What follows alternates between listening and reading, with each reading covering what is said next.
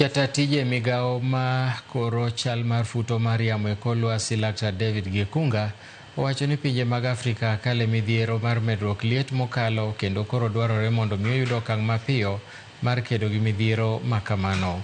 Kowuoyo e mbalariany ma TUM Mombasa e romo mar pinje mopogore opogore mane loso wi lokruok mar futo mar yamo e kor lwasi kaachiel kod riwruok mar IPCC, jata tijeno olero ni ponono ni pinje mag Afrika dwaro konyo chal mar kor lwasi nyaka koro giwe ng'ado yiende kendo girit makare le modak e pi.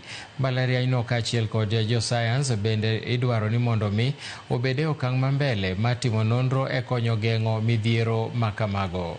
This intense heat, climatic changes that are happening, the weather changes, and especially for some of us who are in the coast.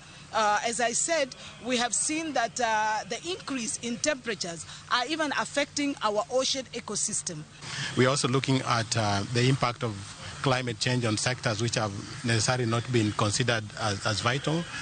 One of those sectors is the sports sector. So even in this workshop, we actually have the Kenyan youth team, the beach handball team, which is also sharing experience around the challenges they're facing with climate change and sea level rise. The mangrove as an ecosystem is a very important ecosystem because it protects the shoreline.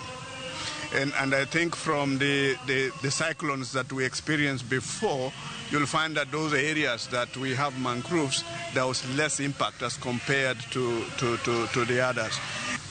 From the stations that we have installed all over the country, linked with other stations from neighboring countries and all over, that forms a data set that we use for making forecasts.